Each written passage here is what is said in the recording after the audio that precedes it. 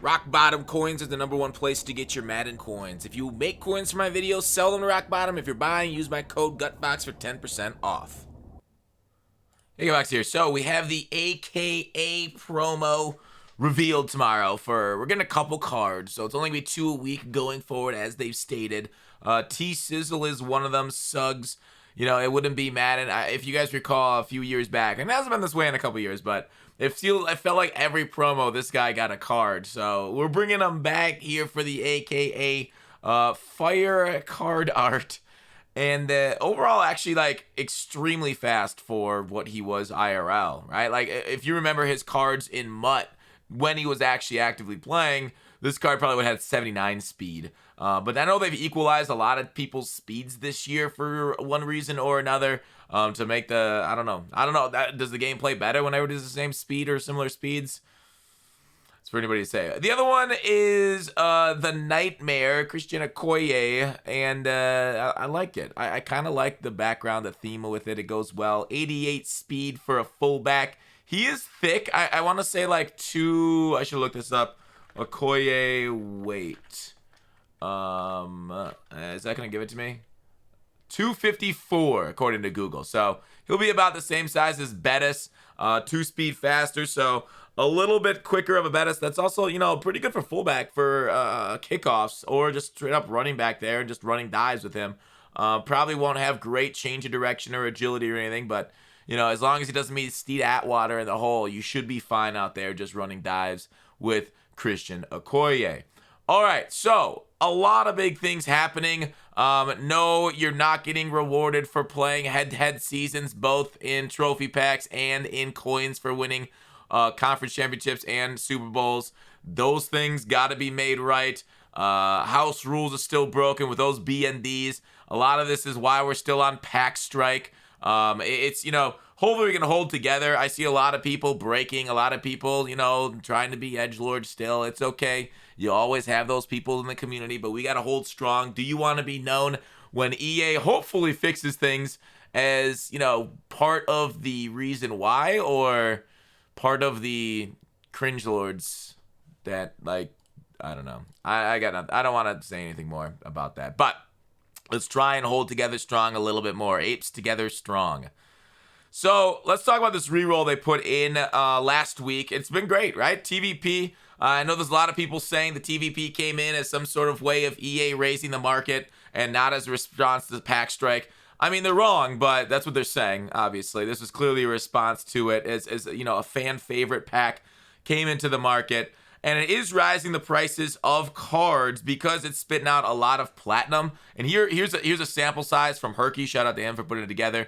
Platinum cards bring out coins. The only one that's really bringing in training is the rookie premieres at a 5% rate. So really, it's a coin faucet. Have you guys had heard my talk about coin faucets and sinks before?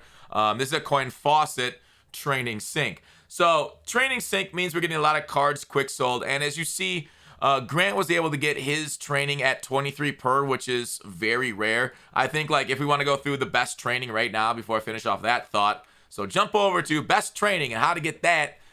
I really think it's kind of in the golds, right? If you look at places like my spreadsheet, I know MUT.gg has something too. They're always copying the Fox. It's okay. We're trendsetters. We're always ahead of the meta. It happens.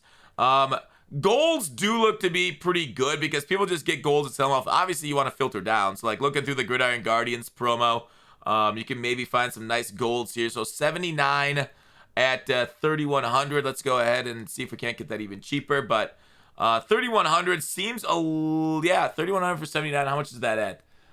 That is 3,100. So that is 23 per. So if you buy 79s at 3,100, you're getting it at 23 per, which is exactly what Herky rolled at. He said 23 per here. And that he basically gained coins per roll. Didn't pull a single limited. In my rolls, I pulled a limited. I got lucky as heck, but his rolls did not include my sample size, it looks like.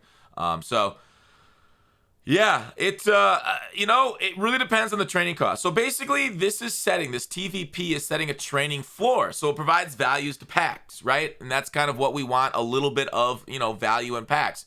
So what we're seeing here is training cannot go below this magical number, and it's right around 23, 24 training per. So when you look at my training spreadsheet, you see all these numbers. We're seeing them in like the mid to high 20s. And if we're seeing that the training break even rolls at 24, that means that's the floor. That means like prices on cards cannot go below that for the next, 18 days until this looks like season changeover. What's the time scale on it? So for the next 17 days and 19 hours, we have a floor on training around 23 to 24. And if it gets any below that, buy it up and put it into the variety pack, as that is just profit. So it's a really neat price floor just due to a variety pack in the store, which brings value, which brings it up. Now, I know there's a lot of conspiracy theories that the variety pack was in here to make the market more expensive for diamonds. And, that's one thing.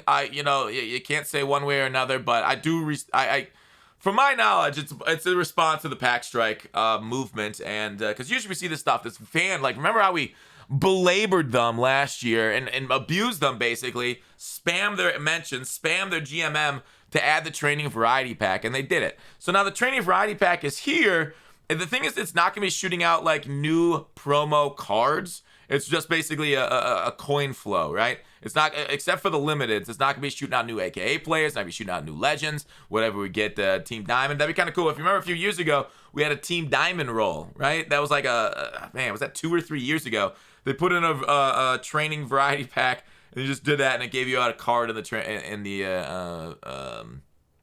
Team Diamond. That was kind of fun. I don't know if they'll do that again, but we're looking to hopefully hear a statement from EA this week about what they're going to change in regards to solo rewards, in regards to pack odds on limiteds. Because if you guys recall, I said this Saturday when we saw this fantasy bundle, I said this was so disrespectful. They changed basically nothing on this because the overalls went up. Each one of these overalls went up, which is standard practice for them. But it doesn't look like they could adjust that quickly. We saw the training variety pack, something they added really quickly, but overall, everything else here, it's kind of been in the can, it feels like. So this next week, I think, will be the big crux for the pack strike and what they say and what they do, because, it is a bureaucracy. It takes a little bit. They got to go through meetings. They got to run it up the flagpole. They got to run it down. They got to, get it coded into game. So hopefully they can kind of address it this week with a statement by whoever, whoever running MUT right now, the NBA Live guy or whoever they choose. They could get, the creative director of Madden out there, somebody in the organization to hopefully respond to us and what they've done to MUT and how much they've made it worse between all the problems we've had in this game. Okay. So yeah, should you invest for Team Diamonds, right? Should you do it?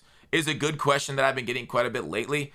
Like, if we recall previously, there would always be some low end offensive lineman or something that went for a lot of coins. The issue is I feel like Team Diamonds have been done a few different ways, and I think I should talk about this more on Market Monday tomorrow. I'll save the Team Diamond talk because we'll have the schedule and we'll know if it's actually Team Diamonds. They haven't said anything about it.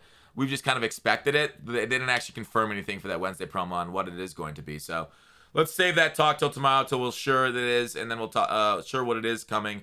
As for the AKA promo, are there any investments in it with the cards coming out? If you guys recall from the top of the show, we had Okoye and Mr. T Sizzle. Oh, I didn't show off their attributes. Lurker 1 AP, Unpredictable 0 AP. Unpredictable wasn't that good for me this year, but if it's free, you just add it anyways. Vanguard Honorary Lineman and Short and Elite, not that good. So I wouldn't use AP on any of these stuff for Okoye, especially if it's Short and Elite on halfbacks for 1 AP. Lurker, is T Sizzle going to be a good user? It really depends on his change directions. That's pretty crazy good acceleration. But we'll see what his change of direction is, because that'd be a psycho one if his change of direction and agility is 90 plus too. But basically AKA cards are all minned out to training value. So if you do want one of these, it's not a bad idea to pre-buy it today just to have the set ready to go for tomorrow. They are, it looks like, a little bit higher overall if you take a look. So maybe actually don't do that. Now that I think about that, don't do that at all. Because these are 90s, they have 82s. It very well could be 83s tomorrow. Yeah, don't pre-build it. I'm sorry. I shouldn't have said that. I immediately retract everything. The 87s could become 88s. And then the sets on the low ends, it'd be a 83 fantasy pack, 88 fantasy pack, and then your old investments are bunk. So yeah, no, don't invest. Yeah, they could completely change these tomorrow. that's it. I guess it was kind of a Market Sunday. See you tomorrow for Market Monday.